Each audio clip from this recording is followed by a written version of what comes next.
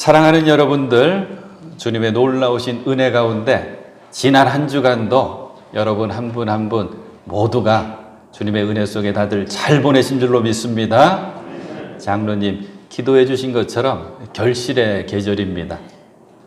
신앙의 열매도 많이 맺으셔야 되고 생활 속의 삶의 열매도 더욱더 향기롭게 더욱더 고운 빛으로 좋은 열매 많이 맺으시는 여러분 되실 수 있기를 다시 한번 축복합니다. 우리는 지난주일 바울이 에베소 교회 교인들을 생각하면서 드렸던 기도, 그 기도는 곧 우리들의 기도입니다 하면서 첫 번째는 속 사람을 강건하게 하여 주시옵소서. 믿음과 사랑으로 뿌리가 깊어지고 우리 신앙의 터전이 더욱더 든든하게 하여 주시옵소서.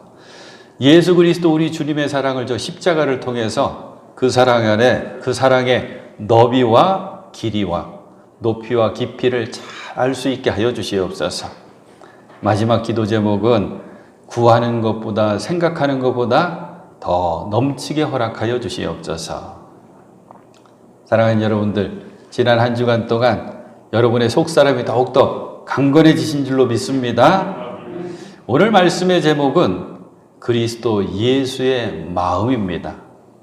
마음은 곧 속사람이거든요.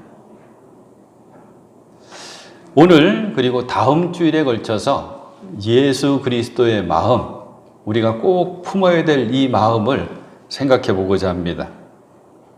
마음 하면 생각나는 표현들이 몇 가지가 있더라고요. 누가 내 마음 알까? 이런 표현 자주 써요. 세상에 누가 내 마음 알까? 또 이런 표현도 쓰죠. 나도 내 마음 모르겠다 이런 표현도 써요. 그만큼 마음이 복잡하고 어려운가 봐요. 또 마음이 곱다라고 하는 표현도 참 좋고 마음결이라고 하는 표현도 참 좋죠. 성경은 무엇보다 중요한 것이 바로 이 마음이라고 우리에게 말씀해 주고 있습니다. 잠언에 보게 되면 그 무엇보다도 너는 내 마음을 지켜라. 그 마음이 바로 생명의 근원이기 때문이다. 우리의 마음이 생명의 근원이래요. 그래서 잘 지켜내야 된다고 말씀해 주고 있죠. 우리 교회 주보 앞에는 예수님을 닮아가는 그리스도의 공동체라고 크게 새겨져 있죠. 무엇이 예수님을 닮아가는 것일까요? 예수님의 말과 예수님의 행동을 담는 게 예수님 닮아가는 것이겠죠.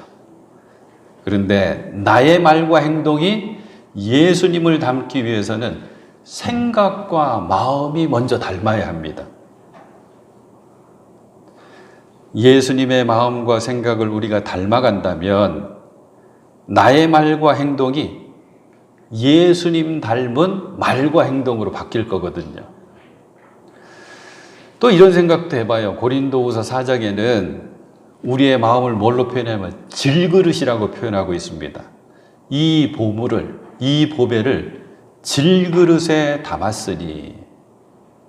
그래요. 우리의 마음은 곧 그릇과도 같죠.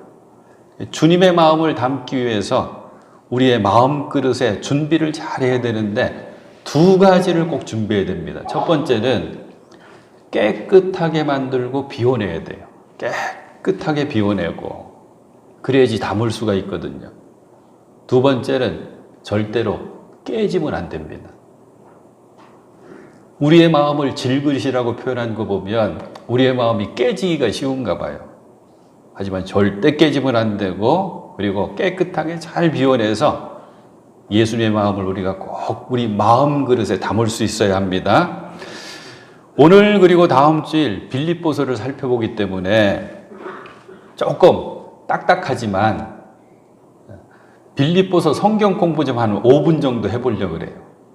빌립보서 이야기를 제가 짤막하게 소개해 드릴게요. 빌립보서는 글자 그대로 빌립보 교회 교인들에게 보낸 사도 바울의 편지입니다. 서신이거든요. 사도 바울이 로마 감옥에 1차로 잡혀 있을 때 네 권의 성경, 그러니까 네 군데에 편지를 써서 보냅니다. 첫 번째가 에베소서고, 두 번째가 골로새서고, 세 번째가 빌레몬서고, 맨 마지막 보낸 게 오늘 빌립보서입니다. 앞에 세 서실은 흥미롭게도 두기고와 오네시모라고 하는 사람 편에 먼저 보내는데, 이 빌레몬서를 받아 읽게 되는 빌레몬이 골로새 교회 장로님이셨어요. 그러니까 골로새 교회에 전달하면 빌레몬서까지 전달되는 건데, 사도 바울이 이 골로새 교회 가기 위해서는 반드시 거쳐야 되는 데가 에베소입니다. 그러니까 에베소서 교회를 향한 편지도 함께 보낸 거죠. 그 다음에 1년쯤 지나서 빌립보서를 기록해서 에바브로디도라고 하는 빌립보 교회 성도를 통해서 보내지게 되는데, 이 빌립보 교회는 사도 바울이 잊을 수가 없는 교회였습니다. 어느 교회든지 다 그렇겠지만 특별히 오래 있진 않았거든요. 시작부터 하나님의 큰 은혜를 경험했거든요. 사도 바울은 바나바와 함께 1차 전도여행을 잘 마치고 2차 전도여행도 함께 하려고 했는데, 이게 뭔가 문제가 생겨서 따로 선교여행을 출발해야 됐거든요. 그래서 실라라고 하는 사람을 데리고 함께 2차 전도여행을 시작하는데, 그 가운데 아시아 쪽에 선교를 하고 싶었어요. 이상하게도 아시아로 가는 길이 자꾸 막히는 것입니다. 성경은 성령께서 막으셨다고 하거든요. 근데 이거 한번 생각해 봐야 돼요. 지금 사도 바울이 여행 가려고 가는 거 아니잖아요. 어디가 경치가 좋을까? 어디가 편하게 묵을 수 있을까? 이거 생각하는 게 아니고, 목숨 걸고 복음 전하려고 가는데도 성령께서 막으신단 말이죠. 우리 알아야 돼요. 우리가 아무리 바른 것, 그리고 신앙의 일을 할지라도 가장 중요한 것은 하나님의 뜻과 계획입니다. 하나님의 뜻과 계획에 맞지 않았기 때문에 하나님께서 막으셨다가 환상 하나를 보여주시죠. 어느 밤 환상 중에 마게도니아 사람 하나가 바울에게 부탁하는 거예요. 마게도니아로 건너와서 우리를 도와주십시오.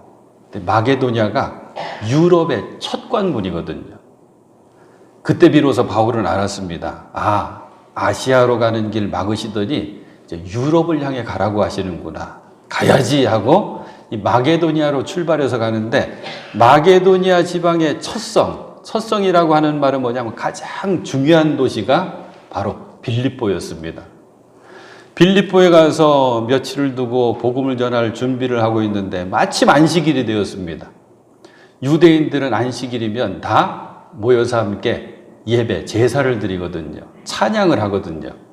성 밖으로 나가서 강가에 혹시 유대인들이 모여있나 하고 봤는데, 누구를 만나게 되냐면 자색 옷감 장사를 하는 루디아라고 하는 여인을 만납니다. 하나님께서는 루디아의 마음을 열어주시고 이 만남의 복을 통해서 복음이 들어가서 가족들이 다 세례받고 구원받으면서 루디아의 집에서부터 빌립보 교회가 시작됩니다. 그러고 보니까 비슷하네요. 92년 전에 메포리 158번지 강봉희 성도님 집에서 대6분의 성도들이 모여서 예배를 드리다가 이관식 전도사님과 함께 이 메포교회가 시작됐잖아요. 한 여인, 한 가정의 헌신을 통해서 이렇게 교회가 시작된 것입니다. 빌립보에서 놀라운 역사들이 펼쳐졌거든요. 귀신 들렸는데 점을 기가 막히게 치는 여종이 하나 있었던 거예요. 근데 이 여종이 먼저 바울과 그 일행을 보고 엎드려, 이분들은 하나님께서 보내신 사자들이다 그러면서 엎드립니다. 그러면서 바울을 통해서 그 귀신이 물러가게 되고, 근데 문제가 생긴 게 이 여종을 통해서 돈을 많이 벌어들였던 주인들이 화가 난 거예요. 관원들 앞에 바울과 실라를 끌고 갑니다. 그리고 이렇게 이야기합니다. 이 사람들은 이 도시, 이 빌립보 도시를 소란하게 합니다. 로마 시민인 우리가 받아들일 수도 없고 실천할 수 없는 부당한 풍속을 자꾸 전합니다. 처벌해 주십시오. 관원이 바울과 실라를 매질하라고 명령 내립니다. 그래서 많은 매를 맞아요. 옷이 다 찢겨나가고 많은 매를 맞고 발에 착고가 채워져서 깊은 감옥에 던져집니다. 그 밤에 매질을 당한 바울과 실라가, 팔이 묶이고 발에 착고가 채워져 있던 바울과 실라가 찬송을 부릅니다. 그 소리 하나님께서 역사해 주셨죠? 지진이 나서 터가 흔들리고 감옥의 문은 열리고 착고가 풀어집니다. 놀래서 깨어난 간수가 보고 이 죄수들이 다 없어졌구나 생각하고 스스로 목숨을 끊으려고 합니다. 당시의 간수들은 죄인을 놓쳐버리면 사형을 받았거든요. 그때 이야기하지요. 바울이 말합니다. 스스로 해치지 마시오. 우리는 여기 그대로 있어. 왜 이 사람들이 여기 매질을 당하고 들어왔는지 이 간수는 알거든요. 그러니까 엎드립니다. 어떻게 해야 구원을 얻습니까? 주 예수를 믿으시오. 그리하면 그대와 그대의 집안이 구원을 얻을 것입니다. 주 예수를 믿어라. 그리하면 너와 내 집이 구원을 얻으리라. 이 말씀이 이때 나온 겁니다.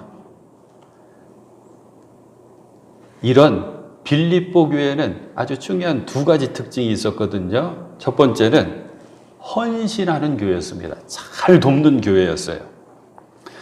빌립보서 4장까지 있는데 4장의 14절 이후에 보면 빌립보 교회와 성도들이 얼마나 바울을 잘 도왔는지가 나타납니다.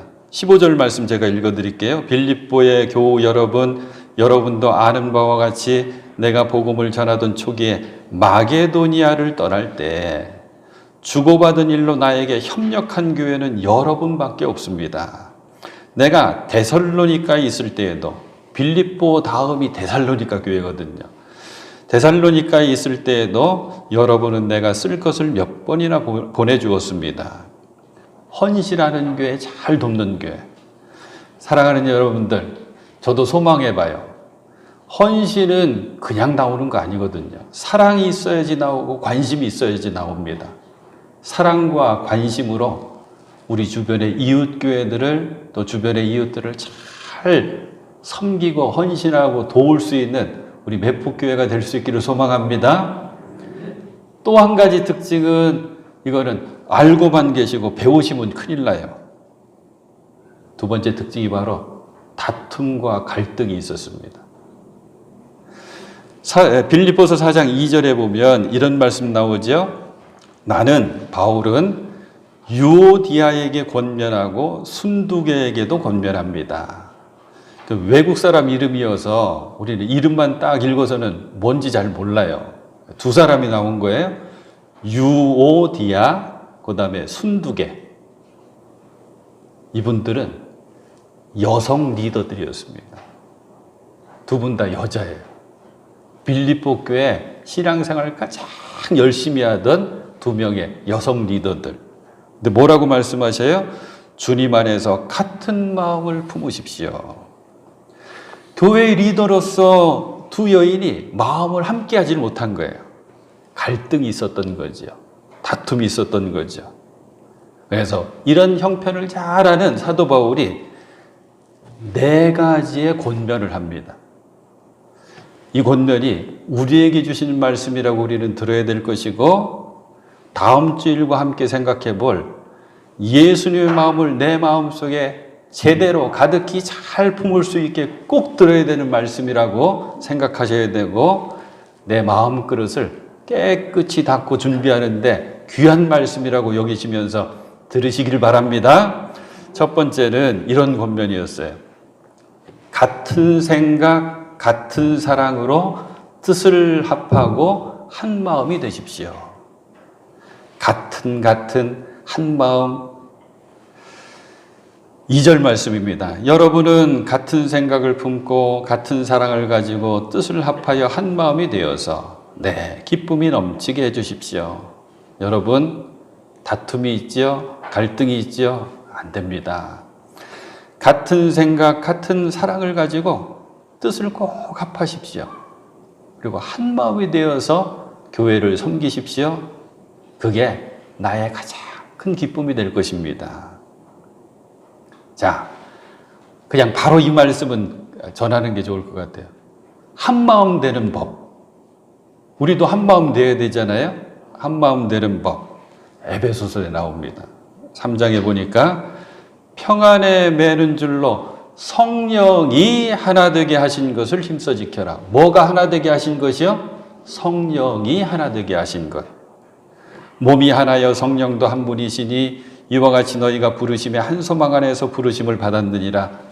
성령이 하나 되게 해주시는 거예요. 사람의 노력으로, 사람의 성품으로, 어떤 훌륭한 인격으로 하나 되는 게 아니라 성령이 하나 되게 해주십니다. 그래요.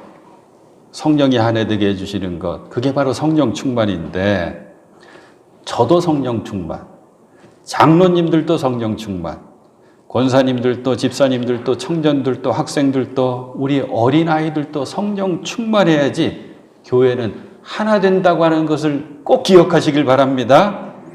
근데 왜 교회가 하나 되어야 하는가? 주님께서 우리를 하나 되라고 한 몸으로 불러주셨기 때문입니다. 교회는 한 몸이에요.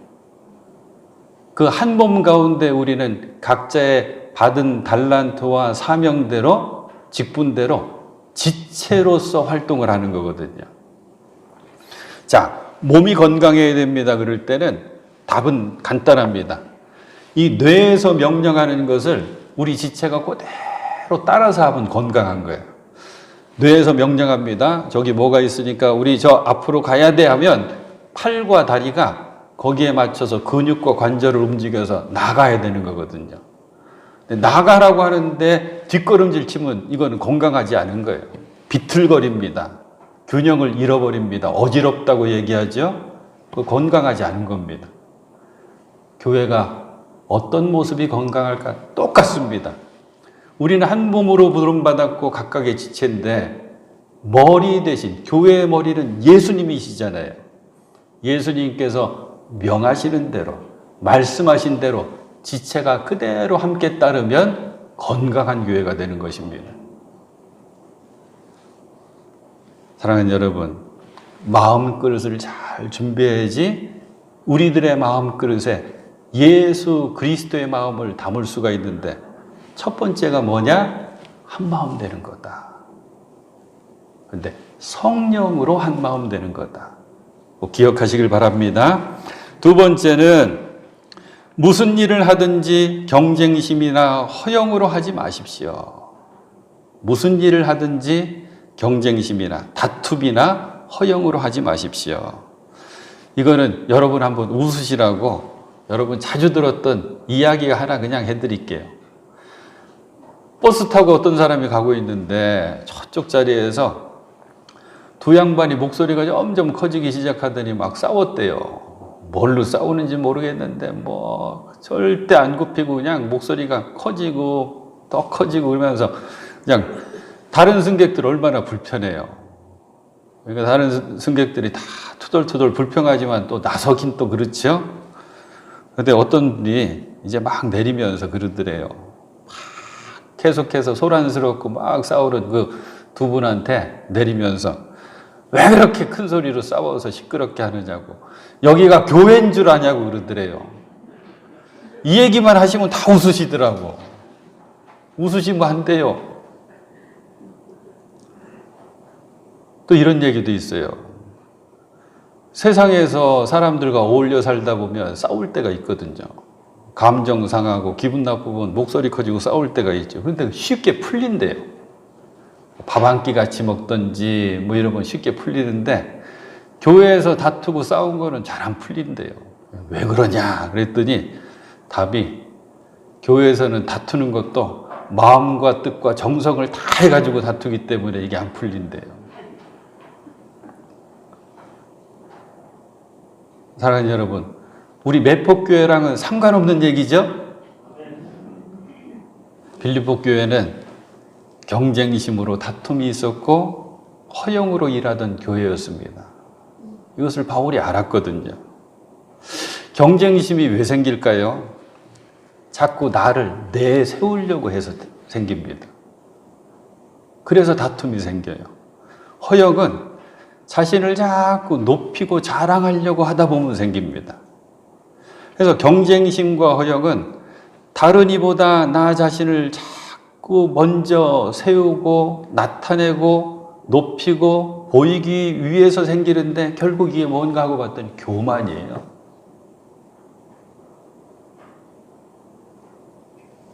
잠언 20장 3절 말씀, 다툼을 멀리하는 것이 사람에게 영광이거늘 미련한 자마다 다툼을 일으키느니라. 교만 때문에 경쟁하고 다투고 허영으로 일하면 뭐라 그랬어요? 미련한 자다.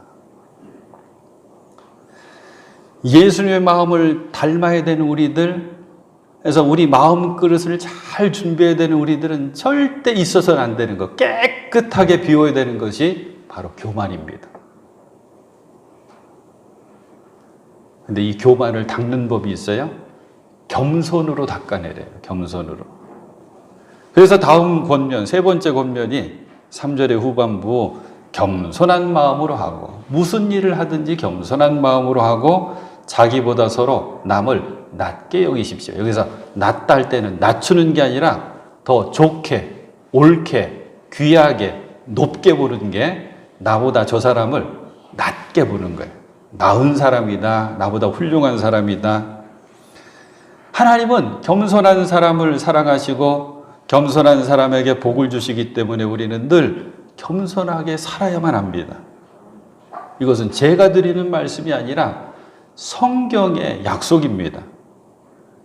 역시 잠언 말씀, 진실로 그는 거만한 자를 비웃으시며, 진실로 그는 여호와 하나님은 거만한 자를 비웃으시며 겸손한 자에게 은혜를 베푸시나니. 잠언 15장에는 겸손은 존귀의 길잡이니라. 하나님의 은혜 받으려면 저도 존귀해지고 싶거든요. 존귀함을 얻으려면 겸손해야 되는 거예요. 사랑하는 여러분, 겸손함으로 우리의 마음 그릇을 잘 닦을 수 있는 여러분들 꼭 되실 수 있기를 축복합니다. 마지막 네 번째 권면이 뭔가 하고 봤더니 이런 말씀을 하시네요. 여러분은 자기 일만 돌보지 말고 서로 다른 사람의 일도 돌보아 주십시오. 이거 어려워요. 내 일 제대로 감당하는 것도 쉽지 않거든요. 근데 이거를 잘 열심으로 감당해내고 더 나가서 옆에 있는 사람들, 다른 사람의 일도 잘 돌보아 주십시오. 이것이 마음그릇 닦는 거, 마음그릇 준비하는 거예요. 이거는 그냥 재밌는 얘기로 설명드릴게요. 이런 게 다른 사람을 돌보는 모습이에요. 어떤 교회에서 가족 찬양 경연대회가 있었대요. 우리 매폭교회도 여러 번 하셨을걸요. 보통 5월 가정의 날 많이들 하는데, 가족들마다 이제 준비를 열심히 했나 봐요. 김 집사님이 준비를 열심히 해가지고 이제 순서가 돼서 찬송을 부르는데 1절은 잘 불렀는데 2절 부르다가 너무 긴장해가지고 가사를 탁 하고 막혀서 틀려버렸어요. 그러니까 음정 박자가 다 틀렸어요. 교인들이 좀 가만히 있어야 되는데 저부터도 막 깔깔거리면서 웃잖아요. 집사님이 조금 내성적이셨나 봐. 그러니까 얼굴이 빨갛게 돼가지고 고개 푹 숙이고 자리에 와서 앉는데 뭐 고개를 들질 못해요. 그 다음에 장로님 가정이 순서가 돼가지고 찬송을 부르셨대요. 장로님 가정도 열심히 준비했대요.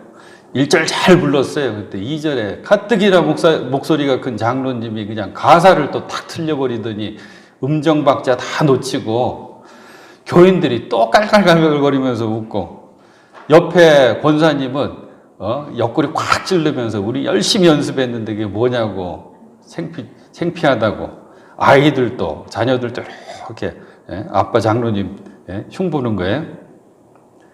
그 저녁 그 밤에 장로님 일기장입니다. 오늘 우리 교회 가족 찬송 대회가 있었다. 김 집사님이 찬송을 부르다가 틀려서 교인들이 다 웃었는데 김 집사님이 너무 무아래했다. 분위기가 이상해지는 것 같아서 그 다음 차례로 우리 가정이 찬송 부를 때 나도 일부러 틀려주었다. 다시 교인들은 깔깔대고 일제히 웃었다. 그때 슬쩍 김 집사님을 쳐다보니 우리 장로님도 가사를 틀릴 수가 있구나 하고 생각하며 안도하는 것 같았다.